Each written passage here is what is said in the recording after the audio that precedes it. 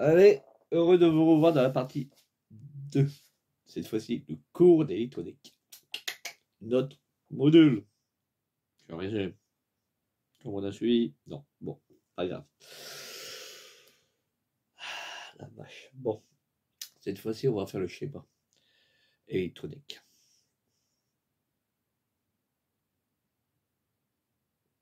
Oh, quel silence, quel blanc. Oh, bah disons. Là, pour une fois, toute la classe. Non, même pas un bruit. Non, même pas un bruit. Là, vous allez être attentif. On va faire le schéma. Là, on va le dessiner là, sur le mur. T'inquiète pas, c'est une feuille de papier. T'inquiète pas, j'ai mon anti-sèche. J'ai mon cours. Allez, on va t'expliquer ça. Comme je t'ai dit, il nous faut une source d'alimentation. Je sors mes petits marqueurs. On va prendre chaud. Il me faut une source d'alimentation. Ouais, ça, je te répète, oui, je sais.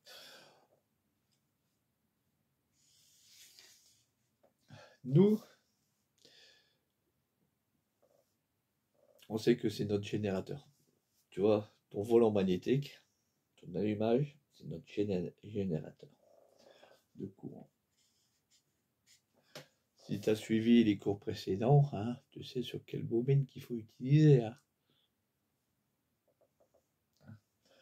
Dessus, on a deux sorties.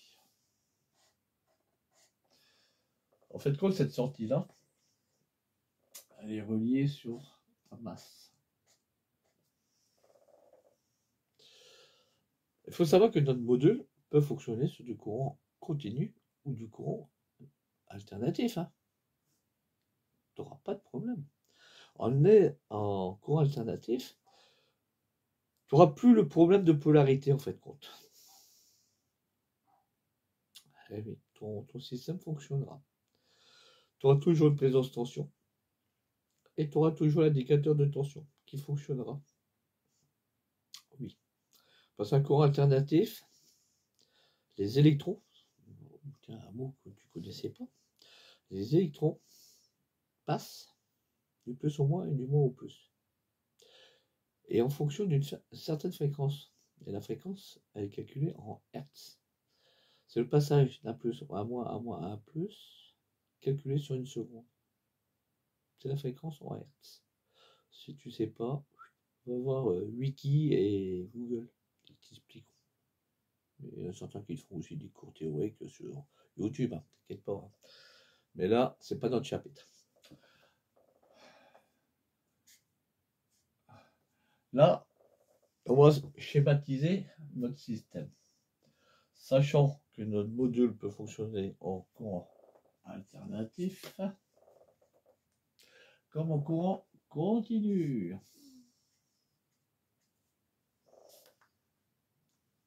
L'un ou l'autre. Là, notre système qu'on a fait va être simple. Dessus, nous allons rentrer par des bornes. Ici, sur le bornier. Ici. Et tout de suite après, on a une particularité, c'est protéger notre système par des fusibles.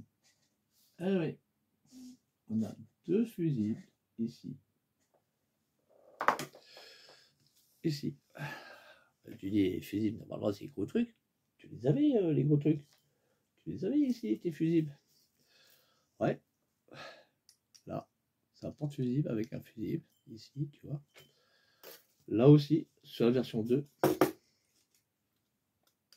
ton fusible de protection, il est là. Mais là, on n'a plus de fusible en verre. Ce sont des composants électroniques qu'on utilise aussi. Tu vois, ces petits trucs verts ici, là, en haut et en dessous, qui fait office de fusible.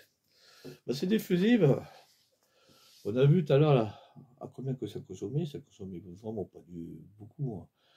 Si je te dis 26 en moyenne, ouais, 30 milliampères. C'est 0,03 ampères. C'est vraiment petit la consommation électrique.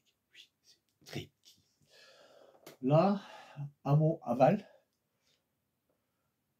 en haut et en bas, c'est des fusibles. F1, F2. Voilà.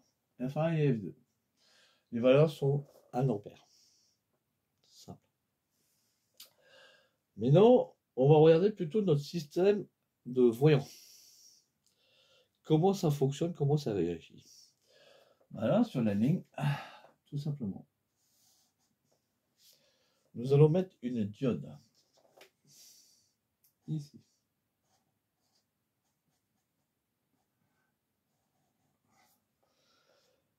Sur le positif, comme sur le négatif, nous allons mettre aussi une diode.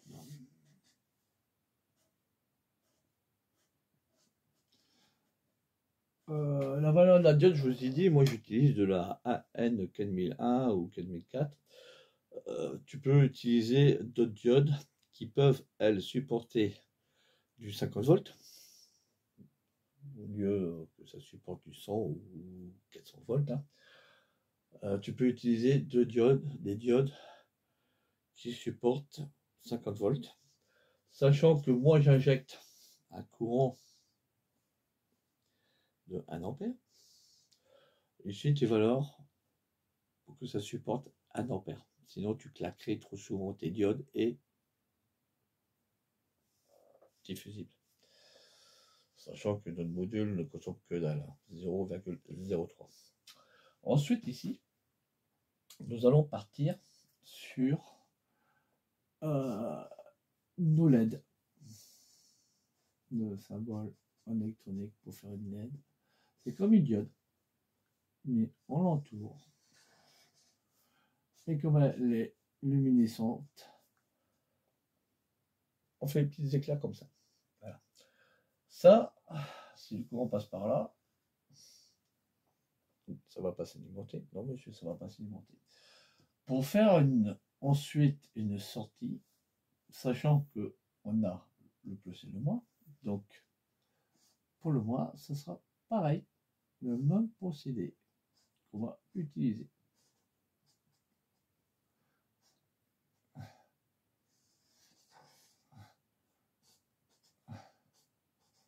Sachant qu'en haut, on a la verte.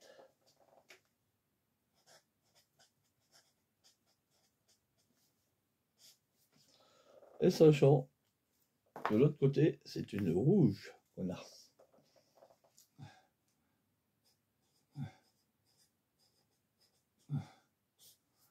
Ok, tu me suis? Et tout ça, on est sorti. Donc anode, cathode, ça je vous explique pas, hein, je ne ferai pas la cour. Vos cathodes, vous allez les réunir. Et ensuite, vous allez repartir sur une résistance. Voilà. Vos cathodes vont repartir sur une résistance. La valeur de cette résistance est de 2,2 kOhm. Moi, j'utilise du 1 demi-watt, anticipation thermique. Voilà. Sachant que le module, il chauffe pas.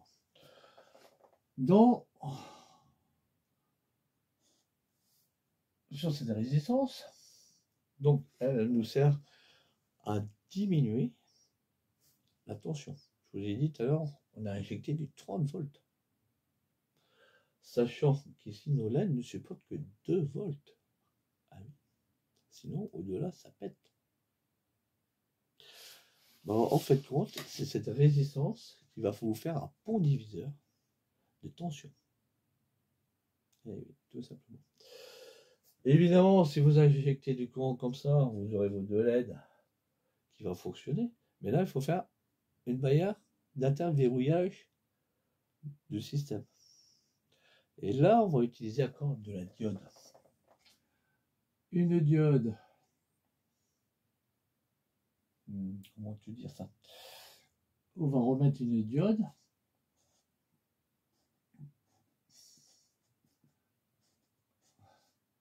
Et on va repartir ici.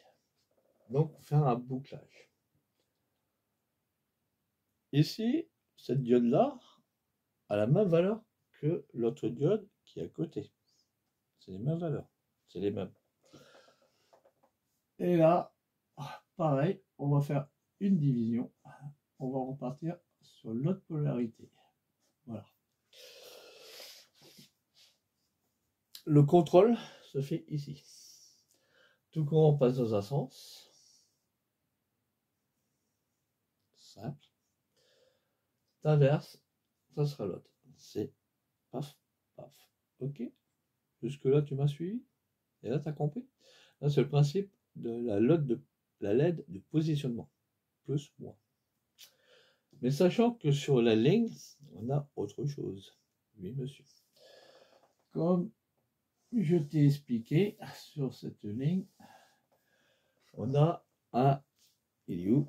Un indicateur de tension. Ici. Là. Cet indicateur de tension, c'est un bar LED, hein, donc moi, c'est pas moi qui l'a fabriqué, c'est mon cousin RCP qui l'a fabriqué. Bah lui, si on le mettrait ici,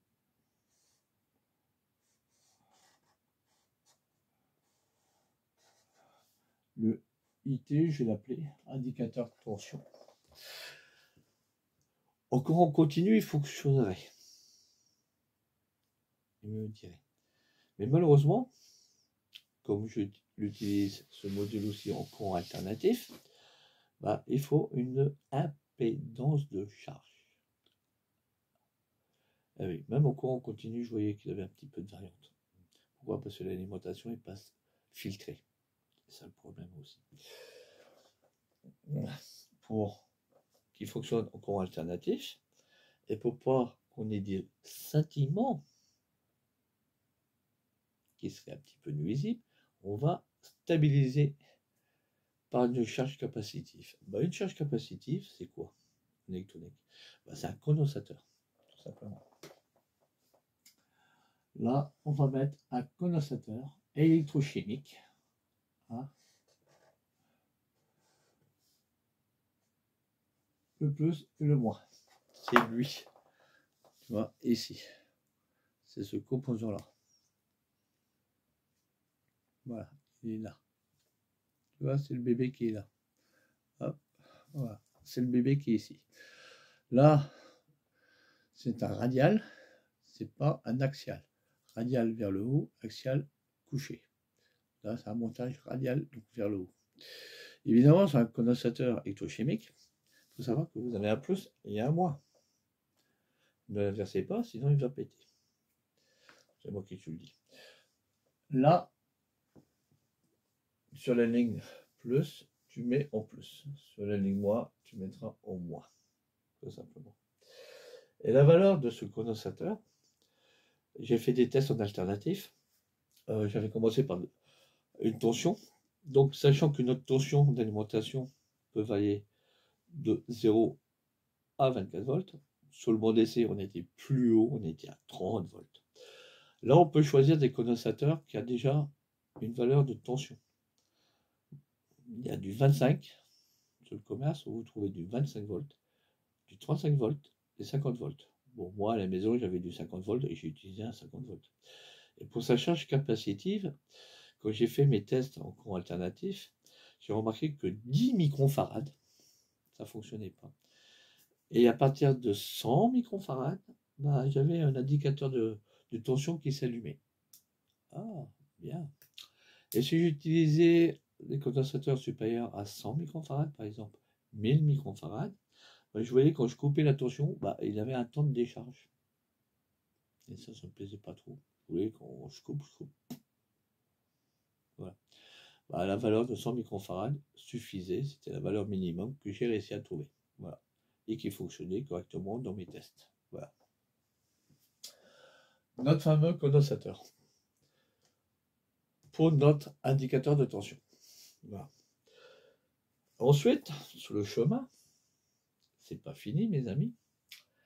Je vous ai dit qu'il y avait un système d'interverrouillage de sécurité qui coupait la tension quand j'étais en inversion. Donc, il n'y a pas de tension négative à la sortie. Je veux A plus équivalent à A plus, à moins équivalent à moins. Là, je laisse passer mon courant. Si j'inverse ici, comme je vous ai montré, je veux pas de courant de sortie. C'est verrouillé. Out. Terminas. Bah là, pour ça, on va pratiquer un système de gâche. Ok, je te laisse passer. No, ok, je te laisse pas passer. C'est comme en discothèque, tu as le vigile à l'entrée. Ah, tu passes pas, tu passes pas, tu passes pas. Voilà, c'est pareil. Mais là, en beaucoup plus simple. Bah là, on va utiliser un transistor de la famille NPN.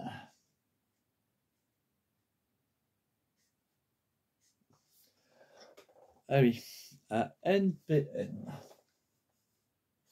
NPN. Son symbole en électronique, c'est simple. Je ne vais pas vous faire un cours de transistor. Que vous avez, ça ressemble à un gris comme ça, hein, où vous avez une base.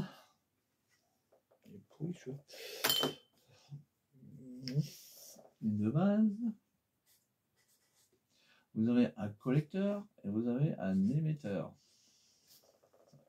Voilà. Celui-ci va être utilisé en transistor mode commun, comme si on l'utilisait comme un simple interrupteur. Voilà, jour, nuit, jour, nuit. Voilà, tout simplement. Sachant que lui va être piloté par notre système, sachant que moi j'utilise du 2N du 1222, vous pouvez aussi utiliser du PC 357 ou 537, hein. C'est pareil, c'est uniquement que le positionnement de vos broches, de votre boîtier TO est inversé. Au lieu d'avoir par exemple l'émetteur, la base et le commun, bah, le commun c'est votre émetteur et votre émetteur c'est votre commun. Donc c'est une inversion en fait. Fais attention quand tu vas le monter. Là, sur le 2222, c'est un composant électronique que je connais par cœur depuis des années. Depuis 40 ans, je le connais. Voilà, si tu veux savoir. Je sais qu'il est très bien. Pourquoi je vais utiliser d'autres, tandis que celui-là, il est très bien. Bon. Là, dans cette application, sachant que sur la base, on est obligé d'amener un courant. Oui, sachant qu'ici, on dépasse 30 volts. Lui, il ne va pas supporter 30 volts et il va claquer. Lui, sa valeur maxi avant d'effectuer un claquage, c'est 15 max. Moi, je l'utilise dans des pratiques de montage à 5 volts max. Voilà. Mais par contre, pour réduire la tension d'ici à ici, on va utiliser encore une résistance. Pour diminuer la tension. Voilà. Et cette résistance qui est ici, les amis, là, c'est une résistance. Bah, la valeur de cette résistance, mes amis, elle est équivalente à sa petite sœur qui est ici. 2,2 kilo ohm. Ok. Bah, l'utilisation, et là on va changer de marqueur. L'utilisation, c'est ici, après fusible de protection, on va partir sur le collecteur.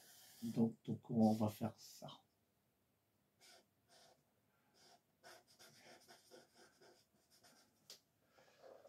Là, il va arriver en barrière. Ah oui. Là, en sortie, t'as rien. Et là, t'as rien. Bah ici, à la sortie, on va tout simplement mettre une diode de protection contre les retours. Ici.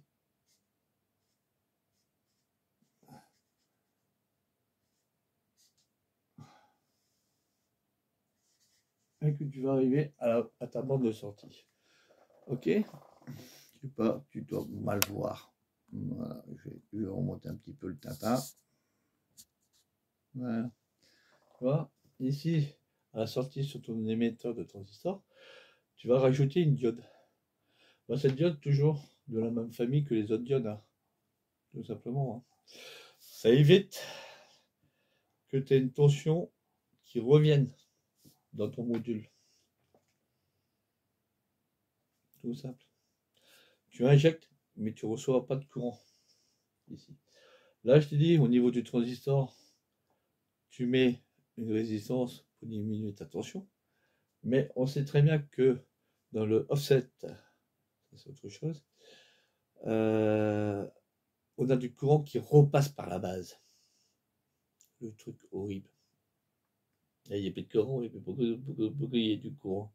Il est coupé, il y a du courant. Ben là, on met à quoi notre barrière de sécurité. Ben, cette barrière de sécurité, mes amis, c'est tout simplement une diode ici. Voilà. Et cette diode, elle est encore de la même famille que les autres. Voilà. Donc, tes diodes ici. Là, ta diode. Ton courant, on va passer de l'anode vers la cathode. Mais de la cathode vers l'anode, tu n'auras pas de courant, elle va bloquer. C'est comme ça. Là, dans ton montage, là, tu as très bien vu que tu avais tes bornes d'entrée. In. C'est bien, je t'ai fait Aishido. In. Et là, en out, donc sortie. Là, tu dois arriver avec ton plus. Mais il te manque quelqu'un là, monsieur. Bah oui, il te manque ton moins. Ton moins, c'est sur ta ligne de continuité d'ici. Voilà.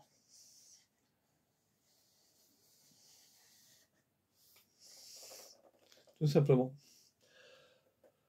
Rouge, noir, rouge, noir. Voilà. Tension d'entrée, tension de sortie, bloqué par un interrupteur. Ton interrupteur, qui est ton transistor NPN, n'oublie pas, hein, que lui, il est piloté par ton module, ici. Et ce module, tu verras, il est dissocié.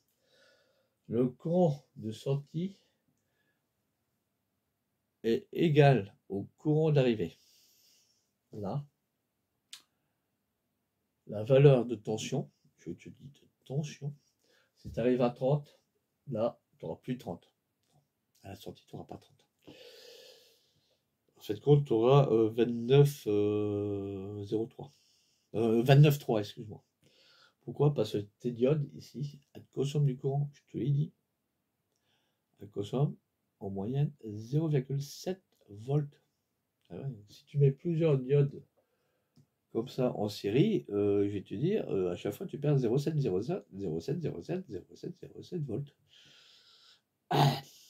Et tu peux arriver au bout d'une centaine de diodes à 0 volts. Tandis que tu es parti à quelques milliards de volts. Ouais, parce que au fur et à mesure, elle consomme. Elle mange, elle aussi.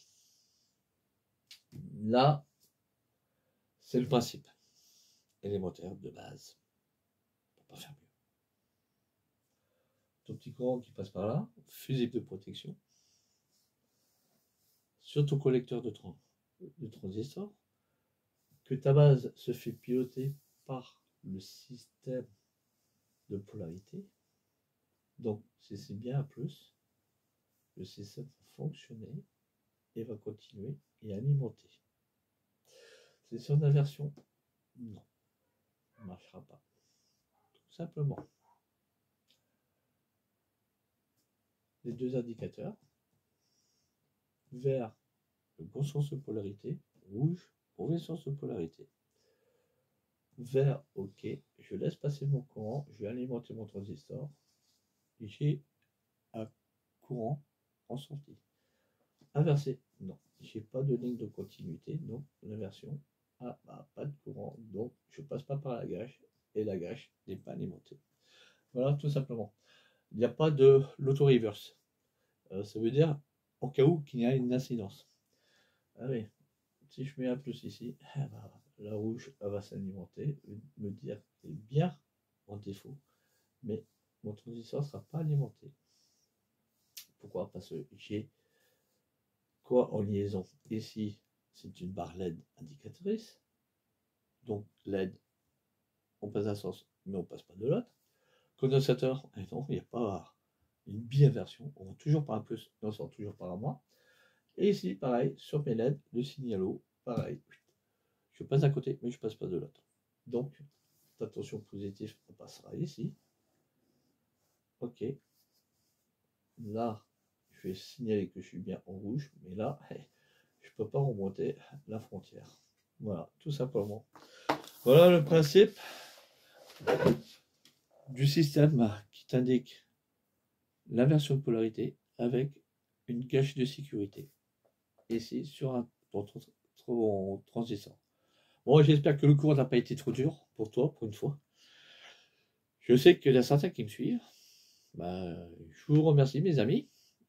Hein, et vous avez vu, à mesure que vous m'avez suivi, vous m'avez posé aussi des questions. Bah, là, je vous ai dit, hey, regarde l'épisode suivant. Ou regarde l'épisode précédent, pour mieux comprendre. Voilà, tout simplement. Et je sais qu'il y en a certains qui me suivent et qui me posent des questions. C'est bien. Et je reçois aussi des mails qui me disent hey, comment ça marche? Je peux pas te faire un cours, t'as qu'à me suivre. Et là, tu auras tes cours. Voilà, tout simplement. On ne va pas griller les étapes. Voilà. Là, mes amis, on va s'amuser. Encore, une fois de plus. Parce qu'on va prendre notre module. Et on va prendre notre module TCI. Et on va l'assembler. Voir ici si notre LED verte fonctionne. Et la LED bleue, qui est notre capteur, fonctionne. Donc, on va faire un test à vide. Voilà. Donc là, ça sera dans le prochain chapitre. Allez, à plus.